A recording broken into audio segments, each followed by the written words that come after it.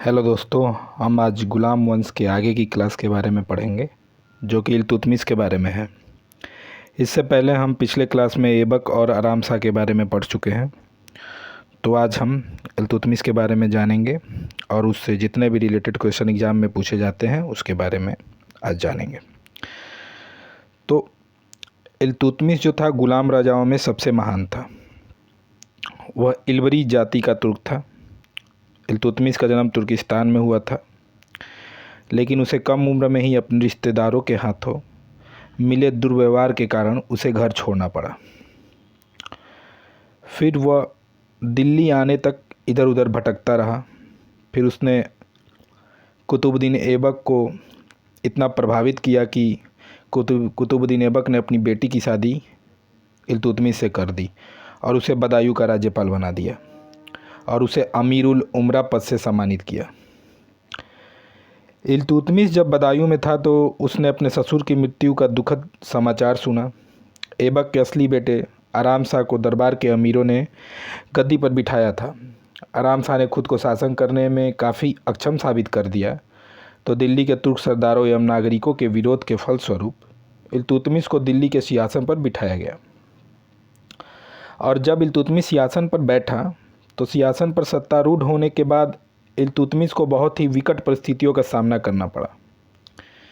एकदम नई स्थापित मुस्लिम साम्राज्य को विघटन का खतरा था और ये विघटन के कई कारण थे। इनमें से पहला कारण था कि इल्तुतमिश का सिंहासन के लिए कोई वंशानुगत दावा नहीं था।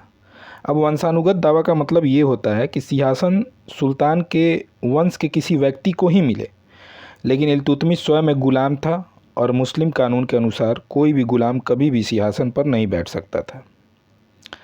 विघटन का दूसरा कारण था अमीरों की शक्ति। अमीर सल्तनत काल में उच्च अधिकारियों के लिए प्रयोग में लाया जाने वाला शब्द था और इनका महत्व तब बढ़ जाता था जब कोई शासक या सुल्तान शासन करने के लिए महत्वहीन साबित होता था। चूँकि कई अमीर इल्तुतमिश को सुल्तान नहीं मानते थे, इसलिए उसका विरोध करते थे और एक साम्राज्य को चलाने के लिए अमीरों का साथ में होना बेहद ज़रूरी था।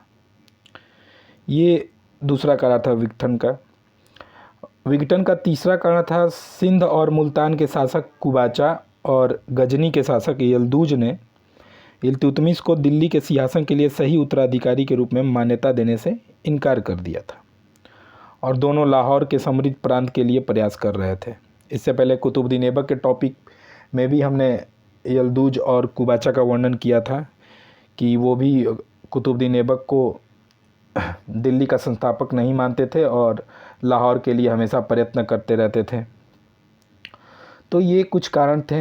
इनमें से एक कारण ये भी था कि जब इल्तुतमिश गद्दी पर आसीन हुआ तो उस समय हिंदू जो राजपूत शासक थे उन्होंने अपनी स्वतंत्रता जताया और कालिंजर, ग्वालियर तथा अजमेर समेत पूर्वी राजस्थान तुर्कों के हाथ से निकल गए और राजपूत जो शासक थे वो स्वतंत्र रूप से शासन करने लगे।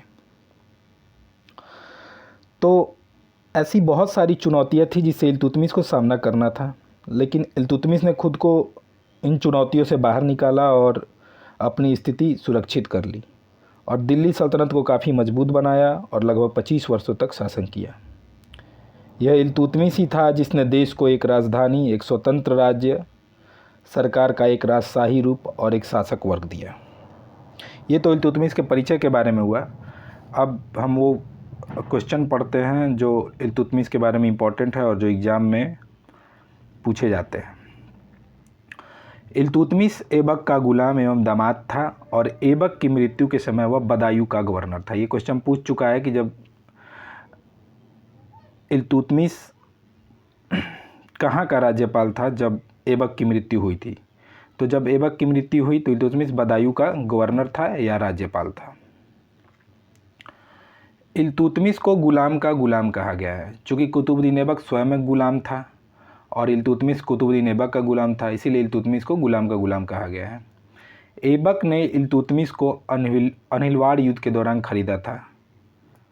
ऐबक ने इल्तुतमिश को अनहिलवाड़ युद्ध के दौरान खरीदा था। इल्तुतमिश को दिल्ली सल्तनत का वास्तविक संस्थापक माना गया है। चूँकि कुतुबुद्दीन ऐबक ने दिल्ली सल्तनत की स्थापना जरूर की, लेकिन उसको वास्तविक संस्थापक कभी नहीं माना गया। इतिहासकार इल्तुतमिश को ही दिल्ली सल्तनत का वास्तविक संस्थापक मानते हैं। अब दिल्ली सल्तनत के बारे में पढ़ रहे हैं तो ये जानते हैं कि दिल्ली की स्थापना किसने की थी। चंदबरदाई की रचना जो पृथ्वीराज रासो है, पृथ्वीराज रासो में तोमर वंश राजा अनंगपाल को दिल्ली का संस्थापक बताया गया है। इल्तुतमिश ने दिल्ली को अस्थायी तौर पर राजधानी बनाया और सर्वप्रथम शुद्ध अरबी सिक्के, चांदी का टंका 175 ग्रेन और तांबे का जीतल नामक सिक्के जारी किए, और इन सिक्कों पर अरबी भाषा में लेख है। ये पूछ सकता है कि जो इल्तुतमिश ने सिक्के जारी किए थे उस पर किस भाषा में लेख है, तो उस पर अरबी भाषा में लेख है। इल्तुतमिश ने 1229 में बगदाद के अब्बासी खलीफा अल मुस्तनसिर से खिलाफत का प्रमाण पत्र प्राप्त किया, जिससे वह वैध सुल्तान बन गया और दिल्ली सल्तनत को औपचारिक मान्यता प्राप्त हुई। तबकात ए नासरी के लेखक मिनहाज उस सिराज, मोहम्मद औफ़ी, नूरुद्दीन जैसे इतिहासकारों और साहित्यकारों को इल्तुतमिश का संरक्षण प्राप्त था।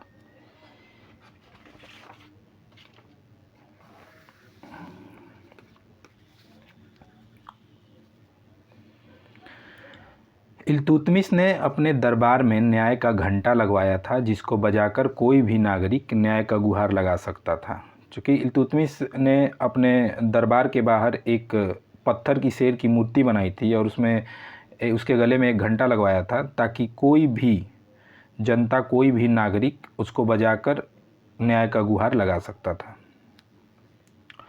खलीफा ने इल्तुतमिश को सुल्तान आजम की उपाधि प्रदान की थी। सुल्तान आजम का अर्थ होता है महान शासक। खोखरों के विरुद्ध इल्तुतमिश की कार्य कुशलता से प्रभावित होकर मोहम्मद गोरी ने इल्तुतमिश को अमीरुल उमरा नामक महत्वपूर्ण पद दिया था और उसे दास्ता से मुक्त करने के लिए ऐबक को आदेश दिया था। इल्तुतमिश को मकबरा निर्माण शैली का जन्मदाता कहा जाता है। इल्तुतमिश की सेना हस्म-ए-कल्ब या कल्ब-ए-सुल्तानी कहलाती थी। इल्तुतमिश ने अपने सिक्कों पर स्वयं को खलीफा का लेफ्टिनेंट या सहायक बताया है। इल्तुतमिश ने सिक्कों पर टकसाल के नाम अंकित करवाने की परंपरा को आरंभ किया। चूँकि दिल्ली सल्तनत में सबसे पहले सिक्कों का प्रचलन इल्तुतमिश ने ही किया और उन सिक्कों पर टकसाल के नाम लिखवाने की परंपरा को भी इल्तुतमिश ने ही आरंभ किया। इल्तुतमिश प्रथम सुल्तान था जिसने दोआब के आर्थिक महत्व को समझा था और इसमें सुधार किया था। दोआब ऐसी भूमि को कहा जाता, दो नदियों की बीच की उपजाऊ भूमि को दोआब बोला जाता था। तो इल्तुतमिश प्रथम सुल्तान था जिसने दोआब के आर्थिक महत्व को समझा था और इसमें सुधार किया था। खलीफा से खिलाफत मिलने के बाद इल्तुतमिश ने नासिर अमीर उल मोमिनीन की उपाधि प्राप्त की। तो इल्तुतमिश को कुछ उपाधियाँ प्राप्त हुई थी, जो मोहम्मद गोरी द्वारा भी प्राप्त हुई थी, खलीफा द्वारा भी प्राप्त हुई थी। तो खलीफा द्वारा प्राप्त उपाधि थी सुल्तान आजम और नासिर अमीर उल मोमिनीन।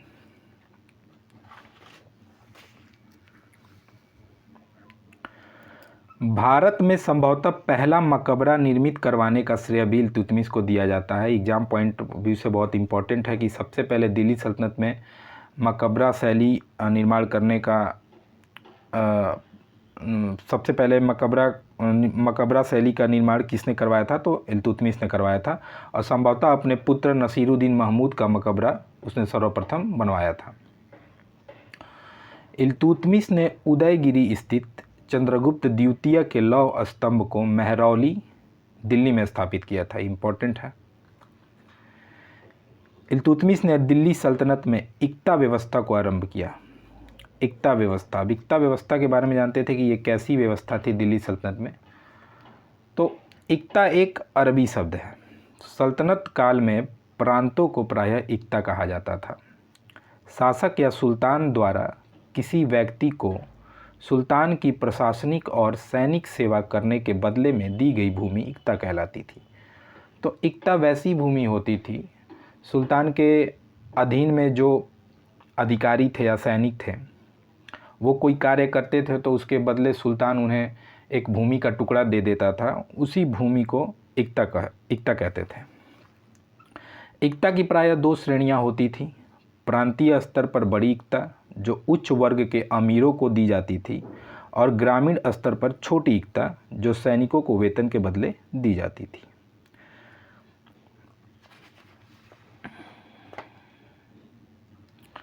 बड़े इक्ता के अधिकारियों को मुक्ति या वली तथा छोटी इक्ता के अधिकारियों को इक्तादार कहा जाता था।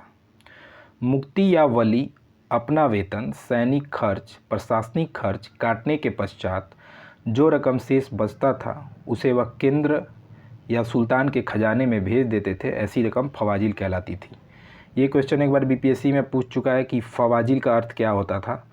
तो मुक्ति या वली जो होते थे वो अपना खर्च निकालने के बाद, अपना जितना सारा खर्च है, सैनिक खर्च, प्रशासनिक खर्च निकालने के बाद अगर उनके पास जो राशि बच जाती थी तो वो सुल्तान के खजाने में भेज देते थे या जमा करा देते थे। ऐसी ही रकम फवाजिल कहलाती थी।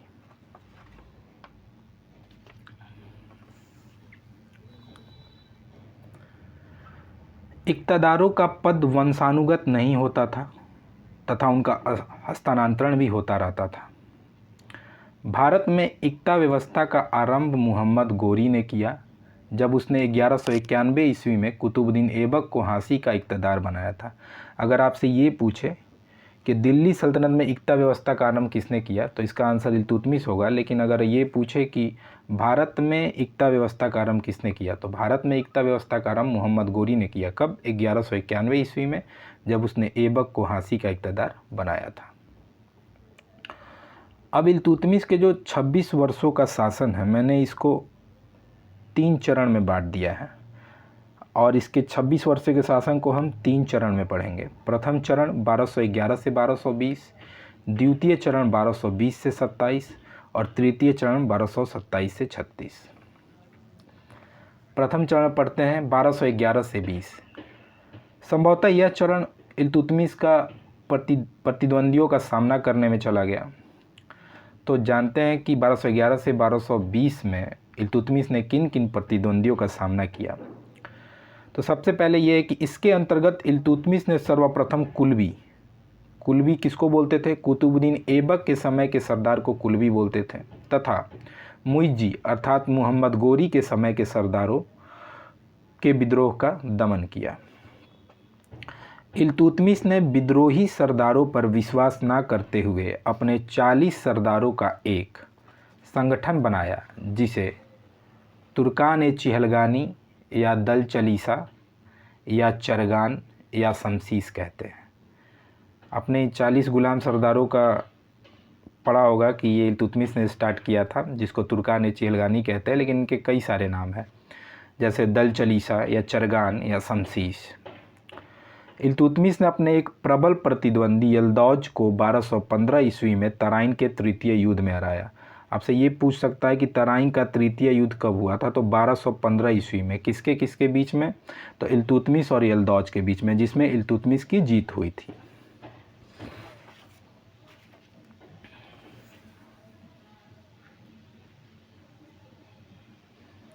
इल्तुतमिश ने 1217 ईस्वी में अपने दूसरे प्रबल प्रतिद्वंदी कुबाचा के विरुद्ध कूच किया और कुबाचा का पीछा करते हुए उसे मंसूरा नामक जगह पर पराजित किया और लाहौर पर कब्जा किया। तो ये भी पूछ सकता है कि मंसूरा का युद्ध कब हुआ था? तो 1217 ईस्वी में इल्तुतमिश और कुबाचा के विरुद्ध, जिसमें इल्तुतमिश की जीत हुई थी और इल्तुतमिश का लाहौर पर कब्जा हुआ था। देखिए, ये इम्पोर्टेंट हो जाता है कि लाहौर पर कब्जा दिल्ली सल्तनत का पहला विस्तार था। इससे पहले दिल्ली सल्तनत का कहीं भी विस्तार नहीं हुआ था, क्योंकि कुतुबुद्दीन ऐबक ने मात्र 4 साल तक शासन किया, जो अपने ही गुट में रह गया, क्योंकि उसके जो प्रतिद्वंदी थे यल्दौज, कुबाचा, इनके विद्रोह को शांत करने में रह गया। अतः कुतुबुद्दीन ऐबक ने कोई दिल्ली सल्तनत का विस्तार नहीं किया था और उसके बाद आराम सा मात्र 8 महीने तक शासन किया, इसीलिए उसके शासनकाल में भी कोई दिल्ली का विस्तार नहीं हुआ था। तो लाहौर पर कब्जा दिल्ली सल्तनत का पहला विस्तार था। इल्तुतमिश के समय में ही अवध में पिर्थु या बाल्टू विद्रोह हुआ था। ये इम्पोर्टेंट है कि पूछ सकता है कि पिर्थु या बाल्टू विद्रोह कहाँ हुआ था, तो अवध में हुआ था। किसके समय में, तो इल्तुतमिश के समय में। अब पढ़ते हैं द्वितीय चरण, जो कि 1220 से 1227 का काल है। इल्तुतमिश ने 1225 में बंगाल के स्वतंत्र शासक हिसामुद्दीन इवाज के विरुद्ध अभियान छेड़ा और बिहार शरीफ एवं बाढ़ पर अधिकार करने हेतु राजमहल की पहाड़ियों में हिसामुद्दीन इवाज को पराजित किया और इवाज के स्थान पर मलिक जानी को बिहार का सूबेदार नियुक्त किया। ये क्वेश्चन पूछ चुका है बीपीएससी में कि इल्तुतमिश ने जब हिसामुद्दीन इवाज को पराजित किया तो उसके जगह पर बिहार का सूबेदार किसे नियुक्त किया था, तो मलिक जानी को। इल्तुतमिश ने 1226 ईस्वी में रणथंबोर पर विजय प्राप्त की और परमारों की राजधानी मंदौर या मंदसौर पर अधिकार किया था। चंगेज खां से बचने के लिए ख्वारिज़म के शासक ख्वारिज़म शाह, जिसका पुत्र जलालुद्दीन मंगबरनी ख्वारिज़म से भागकर पंजाब की ओर आ गया, लेकिन इल्तुतमिश ने उसे अपने यहाँ शरण ना दी। ये मामला ये था कि ख्वारिज़म एक जगह था मध्य एशिया, जो आजकल तुर्कमेनिस्तान, उज़्बेकिस्तान, किर्गिस्तान के को जाना जाता है। तो वो उस समय वहाँ का शासक मध्य एशिया का ख्वारिज़म शाह था। तो ख्वारिज़म शाह का पुत्र जलालुद्दीन मंगबरनी चंगेज खां के डर से वहाँ से भागकर पंजाब आ गया और उस समय दिल्ली पर इल्तुतमिश का शासन था। तो उसने पंजाब से आकर इल्तुतमिश से शरण मांगी कि मुझे मतलब चंगेज खां से बचाए और अपने यहाँ शरण दें। और उधर चंगेज खां ने भी संदेशा भिजवाया इल्तुतमिश के पास कि जलालुद्दीन मंगबरनी को अपने यहाँ शरण ना दे। तो इल्तुतमिश ने यहाँ कूटनीति का प्रयोग करते हुए मंगबरनी को अपने यहाँ शरण ना दी और इस तरह से दिल्ली जो है मंगोल के आक्रमण से कुछ देर तक बचा रह गया। चंगेज का मूल नाम तेमुचिन या तेमुजिन था और उसके पिता का नाम यसुगाई बहादुर था।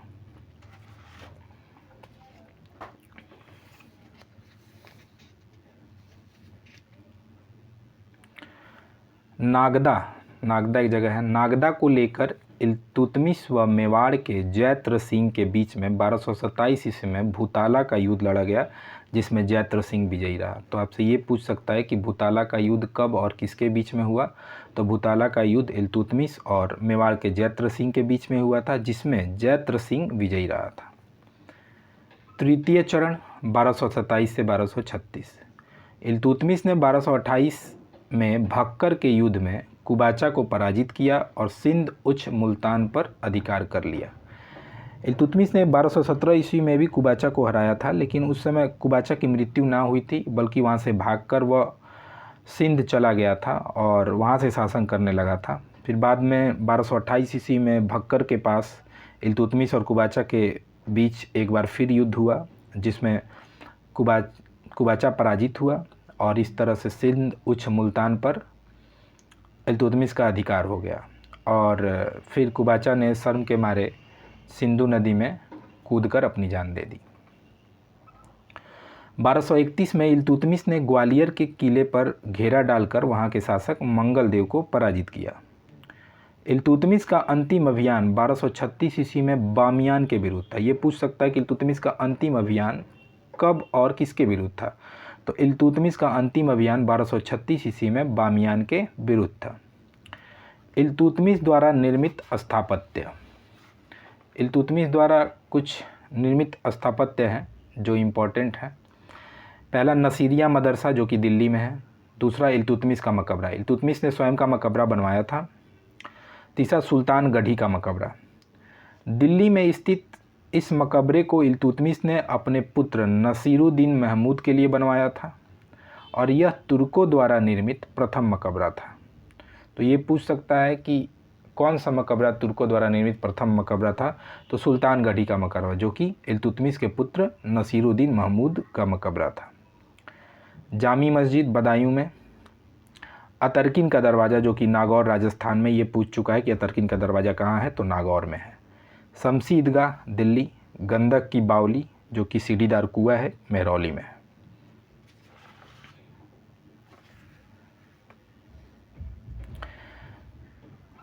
कुछ इतिहासकार जो हैं इल्तुतमिश को दिल्ली का वास्तविक संस्थापक मानते हैं और इसके बारे में बहुत सारे कथन हैं जो विभिन्न इतिहासकारों का मत है इल्तुतमिश के बारे में। Doctor RP. त्रिपाठी के अनुसार भारत में मुस्लिम संप्रभुता का इतिहास इल्तुतमिश से आरंभ होता है। सर उलजले हेग के अनुसार इल्तुतमिश गुलाम शासकों में सबसे महान था। डॉक्टर ईश्वरी प्रसाद के अनुसार इल्तुतमिश निस्संदेह गुलाम वंश का वास्तविक संस्थापक था। के निजामी के अनुसार कुतुबुद्दीन ऐबक ने दिल्ली सल्तनत की रूपरेखा के बारे में सिर्फ दिमागी खाका बनाया था, जबकि इल्तुतमिश ने उसे एक व्यक्ति, एक पद, एक प्रेरणा शक्ति, एक दिशा, एक शासन व्यवस्था और एक शासक वर्ग प्रदान किया। अब कुछ मिसलेनियस क्वेश्चन है इल्तुतमिश के बारे में कि ऐबक ने आरंभ से ही इल्तुतमिश को सर-ए-जहांदार अंगरक्षकों का प्रधान का महत्वपूर्ण पद दिया था। जब कुतुबुद्दीन ऐबक ने इल्तुतमिश को बदायूं का राज्यपाल बनाया था तो उसी समय इल्तुतमिश को सर-ए-जहांदार अंगरक्षकों का प्रधान का महत्वपूर्ण पद दिया था। इल्तुतमिश ने सभी शहरों में काजी और अमीरदाद नामक अधिकारी नियुक्त किए थे। इल्तुतमिश के सत्तारोहण के समय अली मर्दान खान ने अपने आप को स्वतंत्र शासक घोषित किया, कहाँ का, तो बंगाल का, और अलाउद्दीन की उपाधि ग्रहण की। इल्तुतमिश ने सुल्तान के पद को वंशानुगत बनाया। ये क्वेश्चन पूछ सकता है कि किस दिल्ली सल्तनत के सुल्तान ने अपने पद को, सुल्तान के पद को वंशानुगत बनाया, तो इल्तुतमिश ने, क्योंकि इल्तुतमिश से पहले जो भी शासक हुए कुतुबुद्दीन ऐबक और आराम शाह। कुतुबुद्दीन ऐबक का पुत्र आराम शाह था, लेकिन बहुत इतिहासकार आराम शाह को कुतुबुद्दीन ऐबक का विवादित पुत्र मानते हैं, तो इसीलिए ये कहना उचित नहीं होगा कि कुतुबुद्दीन ऐबक ने सुल्तान के पद को वंशानुगत बनाया था। जबकि इल्तुतमिश जब सत्तारोहण हुआ, गद्दी पर बैठा, तो उसके बाद जो दिल्ली सल्तनत पर शासकों का क्रम स्थापित हुआ वो वंशानुगत हुआ, क्योंकि इसके बाद रुकनुद्दीन फ़िरोज़ जो इल्तुतमिश का बेटा था वो गद्दी पर आसीन होता है। इसके बाद रजिया जो इल्तुतमिश की बेटी थी वो गद्दी पर आसीन होती है। ऐसे ही क्रम चलता रहता है। इसीलिए इल्तुतमिश ने सुल्तान के पद को वंशानुगत बनाया। इल्तुतमिश के शासनकाल में मंगोल प्रथम बार सिंधु तट पर देखे गए थे। तो ये रहा इल्तुतमिश के बारे में सारे फैक्ट्स जो कि एग्ज़ाम के लिए बहुत ही इम्पोर्टेंट है। अब अगला टॉपिक रुकनुद्दीन फ़िरोज़ और रजिया के बारे में होगा। धन्यवाद।